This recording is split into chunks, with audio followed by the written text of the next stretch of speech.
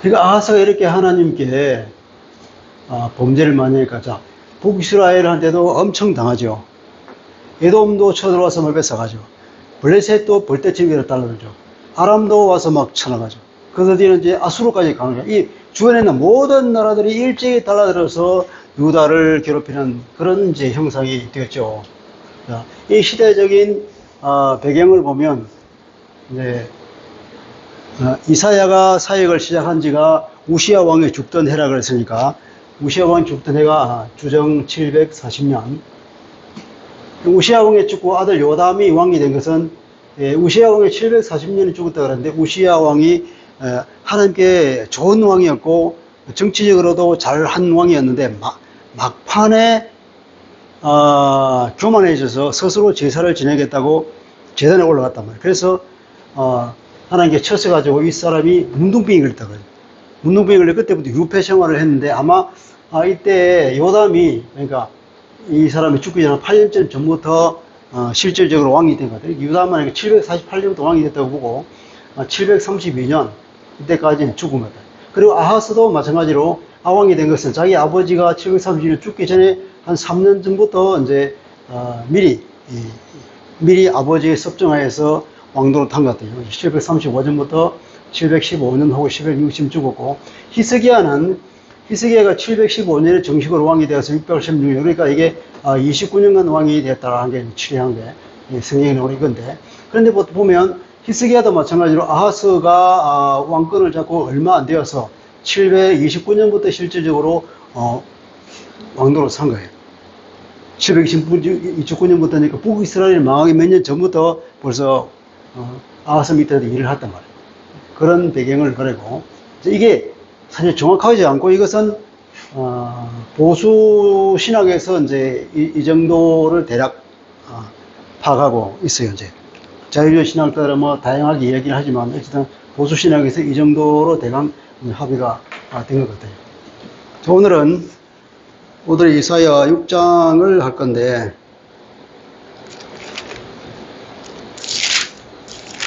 이사야 5장까지는 우리가 거의 서론이 했고, 6장에 가서 이제 오늘 6장은 이사야가 하나님으로부터 이제 소명을 받는 그런 이야기입니다. 6장 다 같이 읽어보겠습니다. 6장 시작. 우시야 왕이 죽던 해에 내가 본적 주께서 높이 들린 보좌에 앉으셨는데 그 옷자락은 성전에 가득하였고, 서랍들이 모시고 섰는데 각기 6 날개가 있어 그 둘로는 자기의 얼굴을 가리었고 그 둘로는 자기의 발을 가리었고 그 둘로는 날며 서로 불러 이르되 거룩하다 거룩하다 거룩하다 만군의 여호와여, 그의 영광이 온 땅에 충만하도다 하더라. 이같이 화답하는 자의 소리로 말미암아서 문지방의 터가 또 요동하며 성전의 연기가 충만하니라. 여기까지. 이 장면을 보면 우리가 요한계시록에서 요한이 하나님의 보좌를 본 그 광경과 흡사하죠. 또 이것은 뭐냐면 에스겔이 하나님을 배웠던 그 장면과도 유사하고, 그리고 무엇보다도 출애굽기에서 하나님이 신의 산으로 강림할 때 그 모습과 유사한 거라고 볼 수 있어요. 근데 하나님의 그 거룩함이 얼마나 강하든지, 하나님, 이제, 이 천사들이 이제 뭐, 그룹이라 하기도 하고, 뭐, 스랍이라 하고, 어쨌든 하나님을 섬기기 위해서 전적으로 그런 미션을 띠고 창조된 이 스랍이라는 천사들이, 날개가 이제 세 세트가 있는데, 그 천사들조차도 하나님의 그 거룩함 때문에 얼굴을 들어서 하나님을 볼 수가 없어요. 그래서, 위에 있는 날개 2개는 자기 얼굴을 가리고, 그리고 아래에 있는 날개 2는 자기 아랫도리를 가리고, 그리고 중간에 있는 날개만 가지고 퍼덕이면서 하나님 앞에서 한다는 소리는 오직 하나님께 거룩하다고 하는 이 말밖에 할 수가 없다. 거룩하다, 거룩하다, 거룩하다 이 말만. 이 얘기가 이제 요한계시록에도 동일하게 나오죠. 그 장엄한 광경을 상상해 보면, 물론 이것도 인간이 볼 수 있는 그런 수준으로 낮추어서 상징적으로 보여준 것이라고 보죠. 이건 차원이 다른 하나님의 그 존재이 어떻게 생겼는지를 감히 우리가 상상할 수 없는 일이고 인간이 상상하고 이해할 수 있는 정도로 보여준 것이 이 정도인데 얼마나 그 영광스럽고 하나님의 그 거룩하심에 압도당했던지 이 사람은 그때 말합니다. 화로다 나여 망하게 되었던 나는 죽었구나 그렇게 말합니다. 이스라엘의 하나님이 시내산에 강림할 때도 이스라엘 사람도 얼마나 두렵고 놀라고 막 다리가 달달 떨렸던지 제발 우리는 하나님 앞에 가지 말고 모세 당신만 가서 듣고 우리한테 얘기하면 안 되겠냐고 그렇게 했을 정도였거든요. 그러니까 하나님께서 그래 그렇게 맞다 하고 모세만 가서 얘기를 듣고 그리고 모세가 내려오니까 얼굴에 광채가 나서 그것조차도 이스라엘 사람들이 볼 수 없어서 그 수온을 앞으로 가렸다는 그 얘기 있잖아요. 그 하나님의 거룩함. 그런데 하나님을 어떻게 부르냐면은 만군의 여호와라고 이제 선포하죠. 이제 만군의 여호와. 여기서 이제 들어오시는 하나님은 만군의 하나님. 그러니까 전사라고 전쟁에 나가시는 하나님. 모든 군들을 동원해서 하나님을 대적하는 것을 한 방에 다 물리시는 전쟁에 나가신 전사로서의 하나님을 말하고 있는 거예요. 전사로서의 하나님은 그 시내산에서 이스라엘 백성들에게 법을 주기 위해서 내려온 그 하나님과는 다른 하나님입니다. 왜냐하면 우리 1장에서 5장까지 보면 이스라엘 사람들 얼마나 하나님 앞에 악을 저지르고 못되게 굴을 들었으며 하나님의 속을 썩었는가. 하나님께서 이제 그 포도원 비어서에는 내가 할 만큼 다 했다. 내가 할 수 있는 거 다 이래도 해보고 저래도 해보고 내가 도대체 무엇을 더 할 수 있겠느냐 할 정도로 그렇게 기회를 주고 또 얼리기도 하고 협박하기도 하고 매를 때리기도 하고 그렇게 했는데도 불구하고 이스라엘이 끝끝내 돌아오지 않는 그것을 이제 만군의 여호와라는 이름으로 그건 뭐냐 심판으로 오시는 분입니다. 이제 심판주로 오시는 그 하나님을 이사야는 이제 본 거죠. 이 하나님의 거룩함이 얼마나 크냐면 내가 보니 보좌에 앉은 옷자락이 성전에 가득하였다. 이 성전에 있으면 하나님의 보좌가 있는데 그 옷을 편 옷자락이 이 성전에 가득한 거죠. 이 표현은 뭐냐면 그 당시에 고대 운동에 보면 그 사람이 그 신분이 높은 것을 표현하기 위해서는 옷자락이 길었다 그래요. 옷이 얼마나 기냐. 옷자락이 길면 길수록 그 사람이 지쳐 높은 사람이고 또 그 우리 색깔 있잖아요. 색깔. 옷 색깔에 보면 왜 로마하다 보면 로마 왕실에 입는 옷이 보라색인 거 그렇잖아요. 근데 그런 그 당시에는 이제 이 염색하는 기술이 없어서 이 염료가 귀했단 말이에요. 이 염료를 가지고 이제 염색을 해서 특별한 뭐 자색 옷이나 혹은 청색 옷이나 이것을 만들면 그것은 굉장히 지쳐 높은 사람만 입을 수 있는 옷이죠. 이게 제사장의 옷은 청색이라고 그랬잖아요. 이게 청색. 그러면 이제 굉장히 지쳐 높은 거 아주 귀한 옷이라고 해요. 이게 여호와의 하나님의 옷자락이 성전에 가득 찼어. 신부가 드레스를 입으면 신부 옷자락이 참 쭉 끌리잖아요. 이렇게 굉장히 지쳐 높은 너무나 거룩하신 분을 표현하기 위해서 이렇게 나타나신 것 같아요. 그렇게 하나님의 거룩함에 압도당해서 이제 나는 죽었구나 했죠. 그리고 보면은 천사들의 또 하나 말이 만군의 여호와의 그 영광이 온 땅에 충만하도다. 영광. 하나님의 영광이 온 땅에 충만해. 왜 이 얘기를 하느냐 그러면 하나님께서 오시니까 하나님의 영광이 그 온 땅에 온 세계에 충만했는데 사실은 하나님께서는 이스라엘 사람들에게 당신의 백성으로 삼아주고 이 땅에 이스라엘 사람들을 통해서 하나님의 영광이 가득 차도록 한 것이 하나님의 소원이었다는 거예요. 그런데 이들이 뭘로 채웠느냐? 우상으로 가득 채웠어. 각종 범죄로 가득 채웠어. 각종 가정스러운 것으로 가득 채웠어.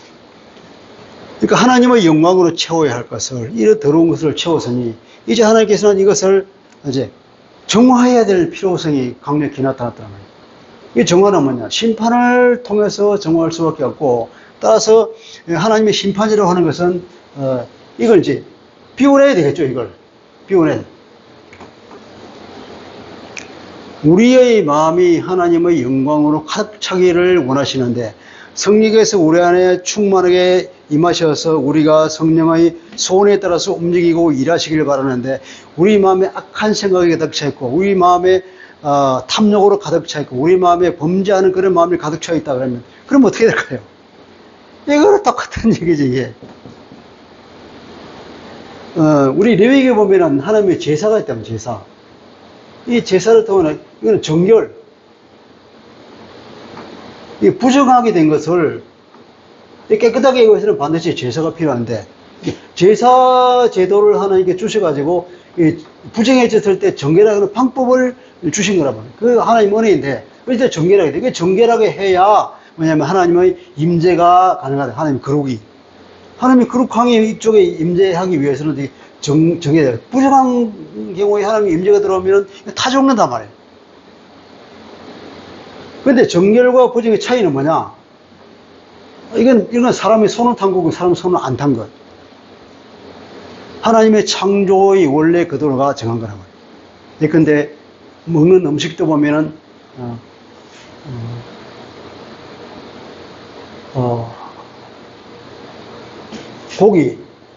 고기와 생선을 예를 들자면 생선도 뭐냐면 창조할 때 가장 프로토타입으로 창조한 것. 물고기라 그러면 제일 먼저 떠오르는 게 자 물고기는 아가미가 있고 비늘이 있고 그리고 지느러미가 있는 것. 이런 전형적인 것. 이런 것이 먹을 수 있는 것. 정결한 것들. 그렇지 않은 것들은 다 부정하다. 변형된 것들. 사람도 마찬가지로 제사장은 온전한 사람만이 들어가서 제사를 지낼 수 있고, 근데 뭐 불구로 태어났거나 혹은 다쳐서 한 발이 없거나 그러면 온전한 것에서 벗어났기 때문에 이것은 부정한 것을 관여되어서 그 제사를 드릴 수가 없는 거예요. 고기도 마찬가지로 전형적으로 만들어진, 그때 발굽이 있고 그리고 뭐 대식임질을 하고 이런 전형적으로 만든 그 고기만 먹어라. 여기에서 온갖 인간의 죄성으로 인해서 더럽혀지고 이것으로 채워졌기 때문에 그것을 이제 하나님께서 오셔서 정화시키기 위해서는 어떻게 해야 돼요? 다 비워야 되잖아요. 비우는 것. 그 심판이에요. 이 심판은 비우는 거예요. 우리가 하나님께 탐욕을 가지고 우리가 하나님께 거룩한 것을 가져가냐고 온갖 더러운 것을 가득 차고 우리 마음에 하나님으로 채워야 할 그곳을 다른 무엇으로 채운다면 그것이 돈이든지 그것이 심지어는 자식이든지 그것이 다른 무엇이라면 하나님께서는 오히려 그것 때문에 영광을 가리면 차라리 그것을 비워야만 다시 거룩함이 가능하니까 그러면 그 안에서 깨끗이 제거하신단 말이죠. 그런 거 우리 많이 보잖아요. 너무 어떤 사람들이 막 거기에 집착하고 있으면 하나님께서 오히려 그것을 깨끗이 제거해버린단 말이에요. 우리의 우상이 되지 못하도록. 그게 하나님의 은혜죠. 그게 우리를 볼 때는 하나님께서 우리를 치신다고 생각하고 슬퍼하고 울고 자주 빠지지만 사실 그것은 하나님의 은혜죠.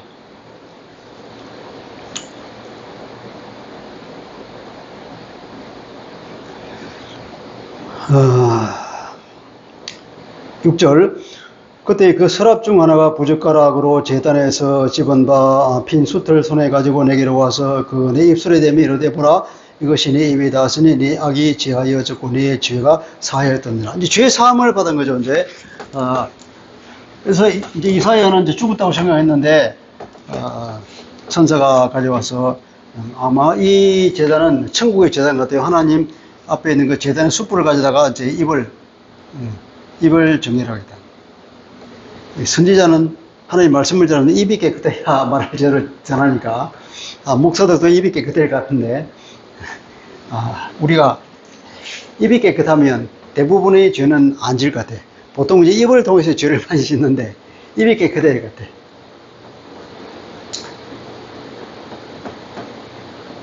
우리는 예수 그리스도로 인해서 죄 사함을 누구나가 받을 수 있는데 구약에는 죄 사함을 받는 경우는 극히 드물잖아요.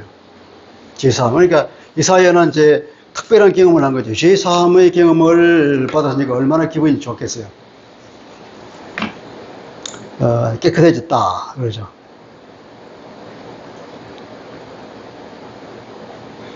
8절 내가 또 주의 목소리를 들으니 주께서 이르시되 내가 누구를 보내며 누가 우리를 위하여 갈고 하시니 그때에 내가 이르되 내가 여기 있나이다 나를 보내소서 하였더니 내가 여기 있나이다 나를 보내소서. 이거 어떻게 생각해요? 우리 왜 옛날에 부흥회 같은 걸 할 때 부흥 강사들이 이렇게 분위기를 고조시켜 놓고 선교사로 저희 가기로 이 길다는 사람 손 드세요 그러면 여기도 저기도 누구 손 들면 같이 따라 훅 들잖아요. 그거 비슷하게 지금 이사야가 자기도 모르고 저요 제가 여기 있습니다 나를 보내소서 그랬죠. 이사야는 뭘 기대하고 이런 얘기 했을까요? 자기가 죄 사함을 받았으니까 아마 그것이 너무 감동받아서 하나님께서 나를 보내서 많은 사람에게 죄 사함을 주게 하는 하나님의 은혜를 베풀 줄로 생각했는지도 모르겠어요. 그래서 자원해서 손을 들은 것 같아요.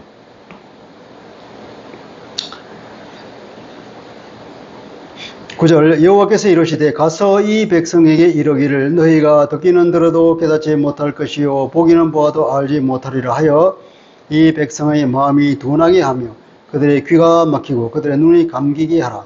염려하건대 그들이 눈으로 보고 귀로 듣고 마음으로 깨닫고 다시 돌아와 고침을 받을까 하노라 하시기로. 자, 현재 여기서 이 특이한 미션이 주어져요. 사명이 뭐라고요?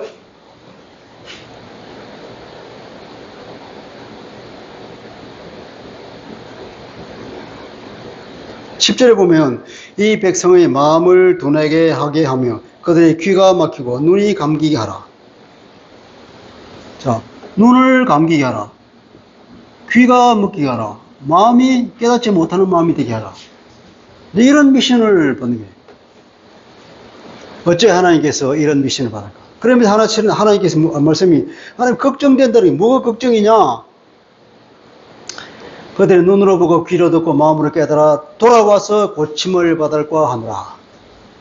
깨닫고 돌아와서 이렇게 회개죠. 이거 회개하고 돌아와서 다시 살아날까 하나님이 걱정이다. 아니 하나님께서 이걸 걱정하세요? 근데 우리는 이거 이해할 수 없는 얘기 아니에요? 그들이 와서 깨닫고 회개할까봐 걱정이다. 그렇게 하지 못하도록 너는 가서 눈을 감기게 만들어라. 귀머리가 되게 만들어라. 마음을 둔하게 만들어라. 절대로 깨닫지 못하게 만들어라. 이런 하나님의 미션을 줬단 말이에요. 그러니까 이런 미션을 받았다 그러면 아니 이게 도대체 선지자가 그런 미션을 받았고 누가 믿겠어요? 그걸 믿을 수가 없는 거예요. 그렇기 때문에 1장부터 5장까지의 서론이 있었다는 거예요. 이스라엘이 유다가 얼마나 하나님 앞에 범죄하고 도저히 하나님께서 참고 참아 이제는 더 이상 안 되겠다. 심판을 하지 않으면 안 되겠다. 왜냐하면 이제는 더 이상 기다리면 오히려 하나님의 목적을 이루기가 더 늦어지니까 빨리 심판하고 빨리 새롭게 출발해서 하나님의 계획을 이루어 나가야 하나님의 그 놀라운 구원 계획을 이루어 나가야지 더 이상 지체하다가는 오히려 하나님의 계획이 뻐그러질 것 같단 말이에요. 이제는 이제 더 이상 지체할 수가 없어서 이 사람들은 이제 심판해야 된다. 심판. 바꿔 보지. 이 이야기는 우리가 예레미야 세대보다 똑같잖아요. 예레미야도 눈물이 선지자라는데 하나님께서 너 이제 망한다고 해라. 그러니까 자기 나라에 가서 이제 나라는 망해. 근데 바벨론에 달려들지 말고 항복하는 것이 살 길이야. 이렇게 말하는 거니까 어떻게 이 사람을 선지자로 말할 수 있겠어? 아니 어떻게 하나님 믿는 사람이 어떻게 우리 성전이 파괴된다고 이 나라가 망한다고? 에이 어떻게 그럴 수 있어? 그럼 하나님 안 계신 거야? 저들은 그걸 봐서는 이해할 수 없는 얘기네. 이스라엘 사람들을 봐서는.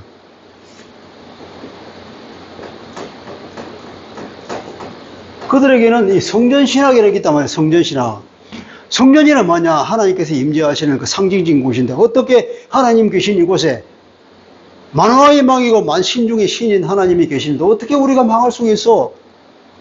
어떻게 바벨론이 맨날 그 말도한테 우리 여호와 하나님을 진단 말이야? 그게 가능한 일이야? 그럴 수도 없는 얘기예요. 그러니까 예레미야 이 얘기하는 것은 사람들이 믿을 수 없고 자기도 참 너무 답답한 거지. 나라가 망한다고 전해야 되니까. 끝까지 이 사람 전하는 것은 이제 이 하나님께서 심판은 결정됐다. 더 이상 저항하지 말고 하나님의 심판을 아주 기꺼이 마음으로 감수해라. 그리고 회개하고 있으면 하나님께서 언젠가는 70년 후에는 떠오르게 해주겠다는 하나님의 말씀입니다. 그 얘기를 전하는 게 얼마나 어려웠던지. 이사야도 마찬가지입니다. 결정됐다, 하나님의 심판은. 더 이상 지체할 수 없어서 이제 너희 사명이 뭐냐면 눈을 감기게 만들고 기머리게 되고 마음도 둔하게 만들어서 깨닫지 못하게 하라. 그런 사명을, 희한한 사명입니다. 그러니까 이 6장이라 하는 것이 선지자가 소명을 받는 것이 첫 장에 나오지 않고 1, 2, 3, 4, 5장까지 그 배경 설명을 하고 난 뒤에 얼마나 이들이 악하고요. 하나님의 마음이 완고하게 완전히 결정되고 난 뒤에 이 얘기를 하는지. 그래서 이해할 수 없는 얘기를 이해할 수 있도록 하기 위해서 일부러 6장에다가 자기 소명에 관한 이야기를 싣고 있다. 이렇게 우리가 이해할 수 있어요. 1장부터 6장까지가 이제 그러니까 서론이죠. 자, 10절, 11절. 그래서 이사야가 하도 기가 차서 이제 물어봅니다. 하나님, 그러면 언제까지 그래야 됩니까? 그러죠. 내가 이르되 주여 어느 때까지니까 하였더니 주께서 대답하시되 성읍들은 황폐하여 주민이 없으며 가옥들에는 사람이 없고 이 토지는 황폐하게 되며 여호와께서 사람들을 멀리 옮기셔서 이 땅 가운데 황폐한 곳이 많을 때까지니라. 완전히 황폐화시켜버리고 사람이 거의 못 살게 만들고. 앞에서 보면 맨 처음에 나오는 그들의 죄악을 보면 이런 것이 있잖아요.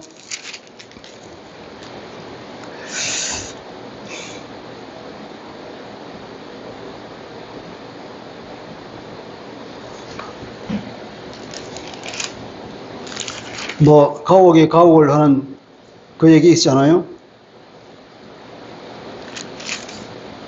그 집을 자기 집을 여기 짓고 여기 자기가 땅도 여기도 사모고 여기도 사모고 여기도 사모고 여기도 사모고 전부 자기 땅을 만들고 전부 자기 집 만들어 놓고 거기서 홀로 살겠다고는 이 부동산 투기하는 그 탐욕을 부리는 이 지배자들. 너희도 화가 있으리라 그랬는데 여기 보면 그렇잖아요. 이게 성읍은 황폐하게 되며 이 도시들이 다 황폐하게 될 것이다. 주민이 없으면 사람이 안 살아. 그리고 가옥에 사람이 없어 이렇게 많은 집을 지었는데 아무도 없어 못 살아. 왜냐? 전쟁이 나서 사람이 다 죽거나 다 잡혀가거나 그리고 이 집들이 파괴되고 그러면 누가 살겠어요? 짐승만 돌짐승이 와서 사는 그런 곳이 되고 여기는 그냥 은근기와 찔레가 나는 그런 곳이 되어버린다는 거죠.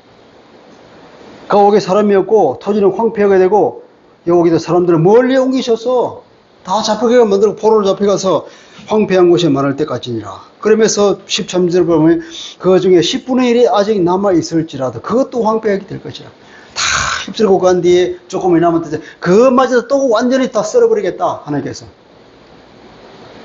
한 사람도 남지 않을 정도로 완전히 텅 빌 때까지 심판을 하시겠다는 하나님의 단호한 의지를 보여주고 있죠.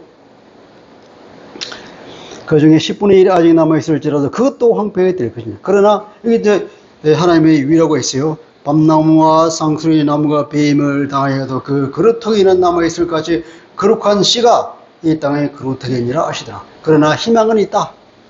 희망이 있는데 거룩한 씨는 하나님께서 남겨두겠다. 마치 나무를 베어버리고 그 그루터기는 남아있어서 때가 되면 그 그루터기에서 새로운 싹이 나오듯이 이렇게 새로운 싹이 나오듯이 그런 거룩한 씨는 남겨두겠다고는 하나님의 희망상을 말씀해 주는 것으로 이사야 소명 이야기가 끝납니다. 얼마나 이사야가 하나님의 소명을 받을 때 아주 충격적이었겠어요.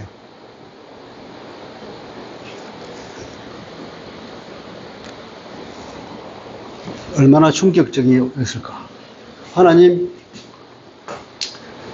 하나님 그 거룩하심을 본 사람들은 이 성경에 보면 너무나 압도당해서 자기의 죄 때문에 얼굴을 들 수가 없다는 거죠. 우리가 욥 얘기도 알잖아요.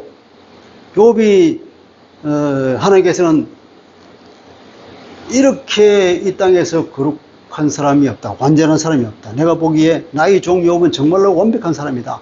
하나님 그렇게 칭찬하고 했는데도 불구하고 욥이 결국 하나님 앞에서는 어떤 존재였나? 참으로 죄투성이고 교만하게 짝이 없는 하나님 앞에 정말로 가정한 존재이다. 그렇게 하나님께서는 이제 이 욥이 나를 정말로 경외하는 나의 사랑하는 나의 종이다고 그렇게 사단이 뭘 그럴까 하나님께서 계속 은혜를 베푸시니까 그렇게 하는 척이지. 쳐보십시오. 그냥 얼굴 싹 닦고 돌아갈 겁니다. 그렇게 말한 것이 사탄이잖아요. 그러니까 하나님께서 해봐. 그렇게 했는데 과연 욥이 믿음은 떠나지 않았어요. 그런데 그 친구들이 와서 계속 뭐라 그럽니까? 그 당시로는 그들이 생각하게 되는 것은 인과응보가 유일한 자기들이 이해할 수 있는 말이니까 이거 분명히 죄가 있을 거야. 죄 없이 이럴 수가 없어. 잘 생각해봐. 회개해봐. 욥은 자기가 아무리 생각해도 자기는 죄가 없는 거야. 나는 할 만큼 다 했어. 내가 언제든 항상 예배를 드리고 항상 내가 죄 짓는가를 돌아보고 내가 주변에 많은 사람에게 선을 베풀고 얼마나 많은 사람 선을 베풀고 내가 다 했는지 자기는 그것이 자랑거리잖아. 자기 친구가 그렇게 말할 때마다 아니야. 그 논쟁이 욥기에 보면 한 바퀴, 두 바퀴, 세 바퀴 도는 그런 논쟁만 세 바퀴 도는 얼마나 지루해 우리 읽을 때. 그런데 맨 마지막에 가서 하나님께서 이제 그럼 이 욥이 늘 주장하는 게 정말 하나님을 만났으면 좋겠어. 하나님의 법정에 내가 서서 심판을 받으면 정말 내가 무죄하다는 것이 판결날 거야. 하나님 그렇게 판결해 주실 거야. 나는 하나님의 법정에 서고 싶어. 그게 욥이 늘 입에 달하는 거예요. 난 하나님 법정에 서고 싶어. 하나님 제발 나를 불러주십시오. 제발 하나님 보고 싶습니다. 이게 욥의 주장이잖아요. 드디어 하나님이 나타나셨습니다. 나타나셨는데 하나님께서 욥을 들고 하나님의 법정에 불러오는 것이 아니라 하나님께서 말씀하시는 것은 욥이 이해할 수 없는 하나님의 창조 얘기만 계속하는 거예요. 왜 그런 얘기 할까요?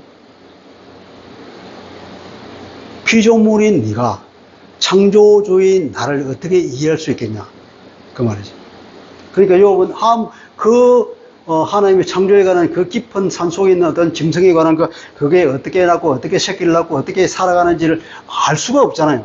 그런 얘기만 계속 던지면서 드디어 욥이 이제 깨닫죠. 그래서 하나님께서는 이제 뭐냐면 욥이 드디어 하나님을 뵙고 얘기가 내가 아무것도 모르는 것들이 그냥 함부로 내가 입을 놀렸습니다. 내가 입을 닫겠습니다. 그러면 내가 옛날에는 하나님을 듣기만 했는데 눈으로 보습니다. 눈으로 보니까 정말 내가 아무런 하찮은 존재라는 걸 내가 깨닫고 너무나 죄투성이는 사실을 내가 깨닫고 이제 입을 닫습니다. 그게 결론이란 말이에요. 아무리 거룩한 사람도 하나님 앞에서는 인간의 교만함, 인간의 각종 죄성 그것이 드러나서 하나님 앞에는 설 수가 없는 존재가 인간이라는 것입니다.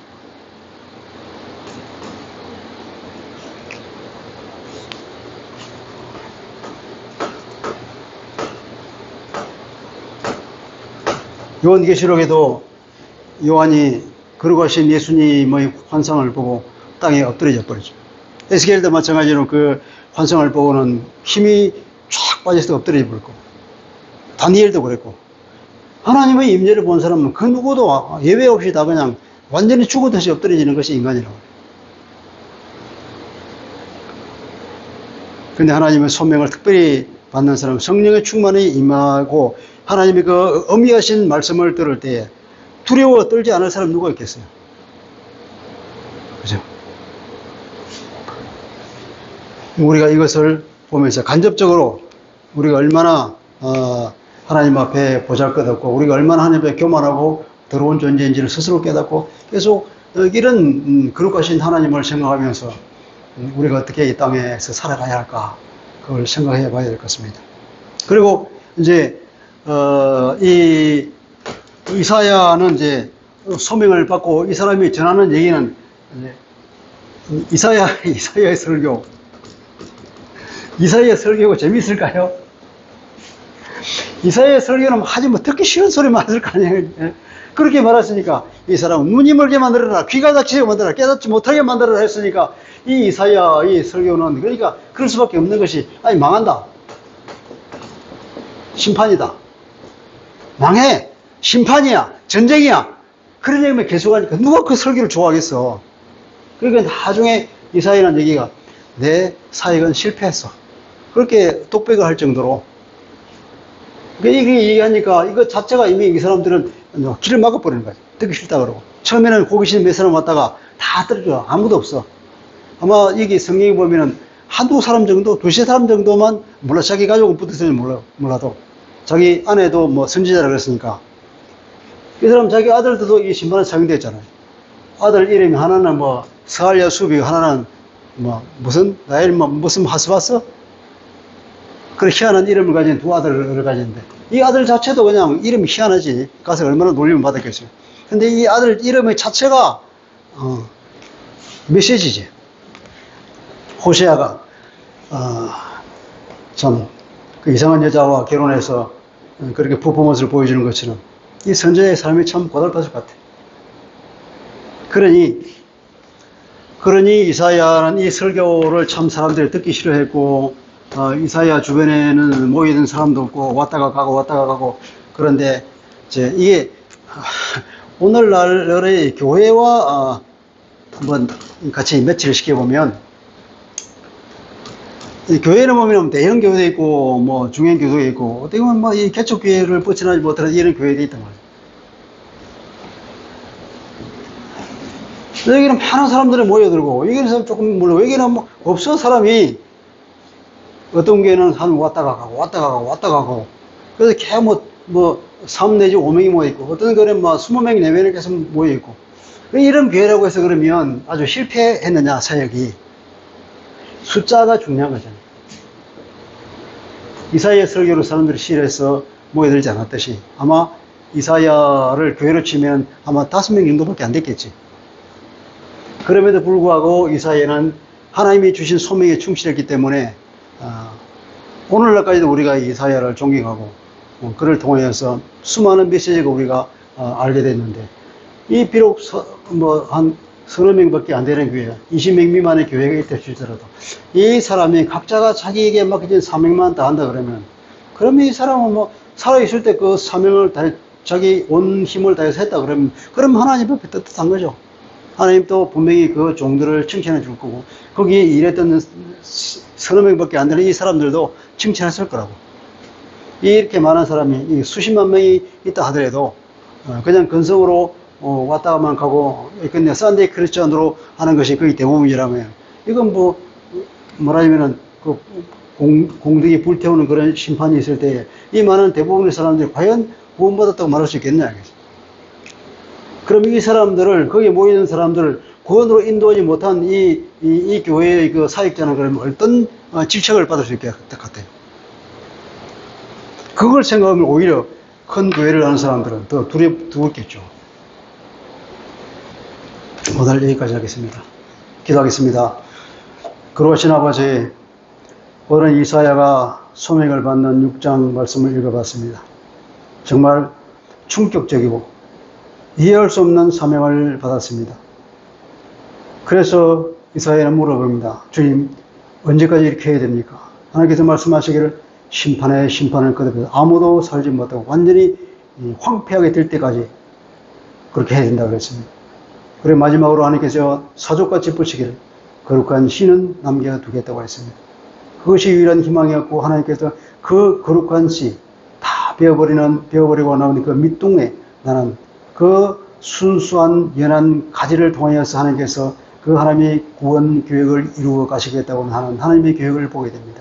주님, 비록 우리가 이 땅에서 사역을 하면서 비록 우리가 이 땅에서 소수의 사람이 모이지만 아버지, 많은 사람이 모이지 않다고 해서 우리가 낙심할 것이 아니라 우리에게 주어진 그 소수의 사람을 전심을 다하여서 그들로 제자와 삼고 그들이 구원을 얻기에 충분할 정도로 우리가 하나님의 말씀을 서로 나눈다면 그것이 그 사역자에게 소명을 다한 것으로 생각됩니다.